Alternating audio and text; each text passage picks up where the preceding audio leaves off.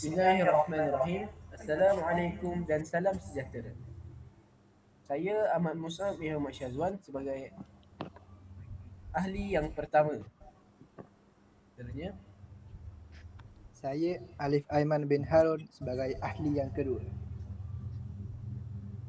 Saya Fatin Nabiha binti Mohsen.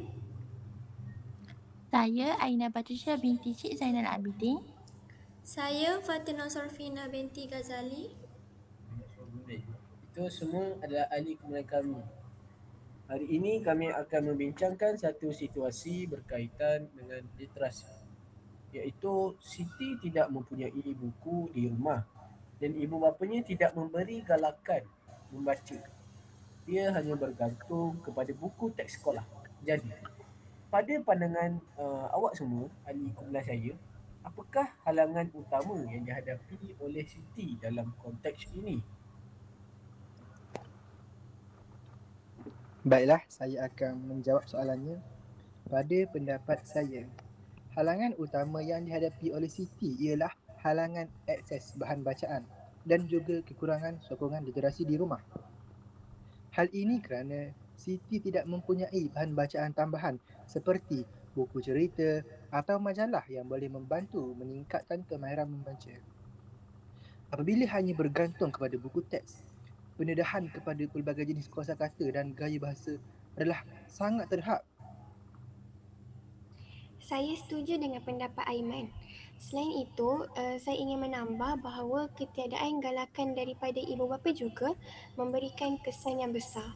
Dalam perkembangan literasi, peranan ibu bapa sangat penting sebagai pendorong awal. Jika ibu bapa tidak menggalakkan anak membaca, murid mungkin tidak melihat aktiviti membaca sebagai satu aktiviti yang penting atau menyeronokkan. Betul tu Nabiha. Jadi, jika kita klasifikasikan halangan ini, saya berpendapat ia termasuk dalam faktor persekitaran. Ini kerana persekitaran rumah Siti tidak menyediakan suasana yang menyokong amalan membaca, sama ada dari segi bahan bacaan maupun galakan emosi. Saya juga bersetuju bahawa ini merupakan faktor persekitaran. Malah, faktor ini boleh memberi kesan jangka panjang terhadap pencapaian akademik murid jika tidak ditangani lebih awal. Oleh itu, kita perlu melihat kepada peranan sekolah dalam membantu murid seperti Siti. Baik, dari segi cadangan pula, saya mencadangkan agar guru menyediakan sudut bacaan di dalam kelas. Sudut ini boleh dilengkapi dengan pelbagai jenis bahan bacaan menarik seperti buku cerita bergambar, komik pendidikan dan juga majalah kanak-kanak. Dengan cara ini, murid dapat membaca pada bila-bila masa sahaja. Saya setuju Aiman. Selain itu, program pinjaman buku juga boleh dilaksanakan. Melalui program ini, murid boleh meminjam buku dari sekolah dan membawanya pulang ke rumah. Ini dapat membantu murid yang tidak mempunyai bahan bacaan sendiri seperti Siti. Saya bersetuju dengan awak Nabiha. Tambahan pula, guru juga boleh melaksanakan aktiviti membaca berjadual di sekolah.